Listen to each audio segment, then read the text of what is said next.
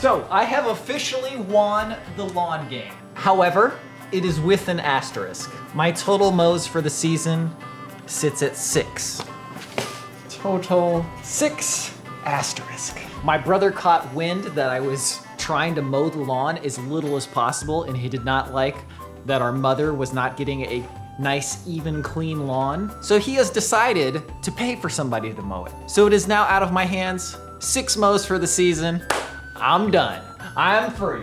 Now, speaking of paying for things, I'm not sure if this was ever fully clear, but the reason I got Chipotle so much is because burritos used to cost $6.50. They might have even been $6 at a time. But now, they're like $9. And that's if you get chicken. If you get any of the better meats, that's like over $10 now. So I used to be able to get a burrito the size of my head for $6.50. And it was convenient and quick. Oh, it was great. But now at $10, come on, man. Why is everything so expensive? No Chipotle today, though. I really just want to get back to work, but I always gotta eat. Gotta take care of this corporeal form.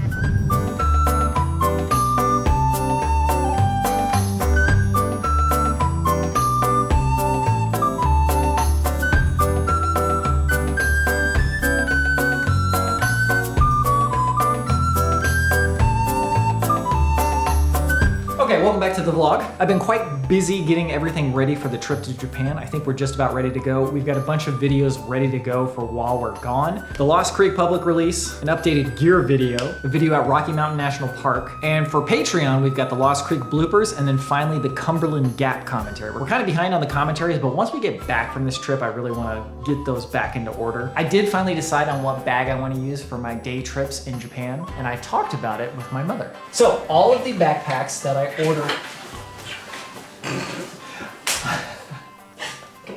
I wanted a very slim, small backpack to use for daily use while we were in Japan. And it needs to be really slim and small so that, especially on public transportation when it's really tight, I don't want like this big bulky backpack. I couldn't decide, so I ended up getting 5 of them. This is the Bellroy Via backpack, and I really like this one because the material is really nice. It's super small and slim, and it holds a surprising amount of stuff. So this was the front runner for a while. Then I got these two. This is the Raven 20 and 28. The 20, we can rule it out right away because it was just too small. The 28 is very nice. It's very versatile and has a whole bunch of different pockets. I like that it has side pockets. The Via did not have side pockets. Oh yeah, side pockets are important. Yeah, I feel like side pockets, you just gotta stash something every now and then. Problem with this one is when you pack it out, it gets really far out. Oh, okay. It's maybe like 1.5 inches farther out when these are both packed with the same stuff. And this one I really liked because it stayed relatively slim. It has the side water bottle pockets. It has a separate compartment for my water bladder, main compartment, and also came with this little pouch, which is kind of cool. But I don't like this material because I don't think that this material will stand the test of time. This is basically just a fabric and it would probably get wet and... Are they really different fabrics? Because I couldn't feel any difference. Oh yeah, that one feels much thicker, like a denim made of plastic.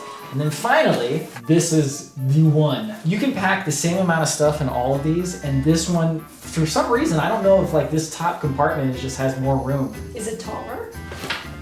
No. It just somehow, like this uses the space the best. It has side pockets. Good, they're even stretchy. It has a laptop sleeve, but that's where I put the water bladder. But it just held the most stuff, and it even has like a little loop right here, so I could put my hose for the hydration bladder, which the other ones did not have.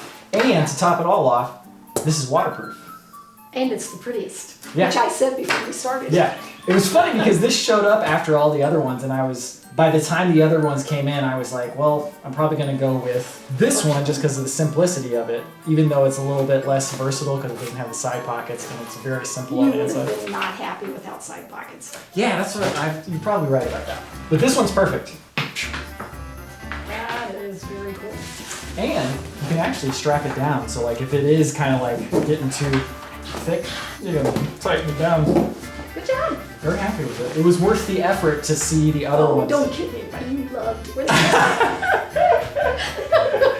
You loved getting all researching them and ordering them. This is true. This is true. Okay, and then you might remember that I did a microphone comparison review a while back. Sony has these two great on-camera microphones, but they're just a little bit too top-heavy, so the shock mount doesn't work. They released another one called the ECM M1. I ordered that, and I did a quick sound comparison, and while the shock mount is way, way better because the mic is so much smaller and lighter, the sound quality is just not quite there. Okay, so this is the ECM M1 microphone, and I want to see how it sounds compared to the Sennheiser microphone. First, we're just going to do a basic comparison of the front. So we just tested the Sony ECM M1 microphone, and now we need to test the Sennheiser microphone and see how it sounds different.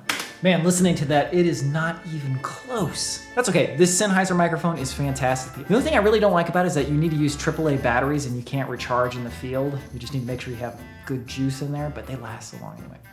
I've got some stuff for Michael's kids. Oh boy, they are gonna love that, man. Stretch Armstrong, man. Something about that is just so appealing. Okay, and now I really just have to get ready. I don't have any more time to make any more videos. But yeah, look forward to many videos from Japan. Not very soon, but soon-ish. This vlog might be on break for a little while I'm filming those. So take care. Thank you for watching. Hope you have a good one. I'll see you in the next one.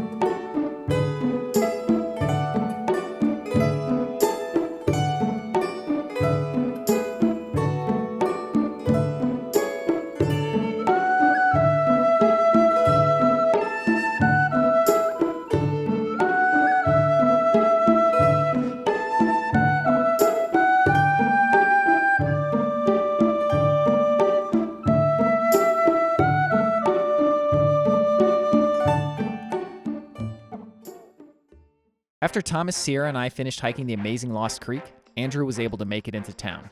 We had a bigger adventure in store, but before that, we had a bit of time for a smaller excursion. So, we decided to head to Rocky Mountain National Park and find out how much we could see in just a day. Rocky Mountain National Park.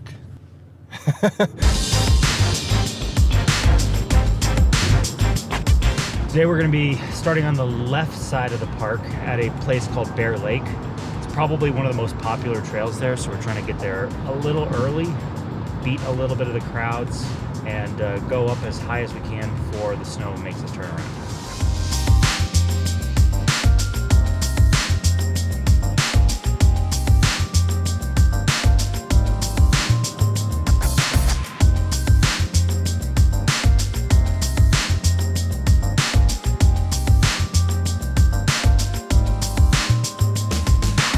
So out in the distance over there, you'll see this big white building with red roofs.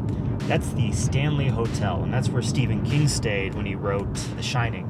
It's supposed to be incredibly haunted, and I've been inside a couple times. It's really nice. But if you've ever seen the movie The Shining, the exterior is not that. The exterior is actually in Oregon at the Timberline Lodge. The opening shot with the car driving and everything, that's actually in Glacier National Park. That's going to the Sun Road. But the inside is based on the Stanley Hotel, and the story itself does kind of like take place loosely in the Stanley Hotel.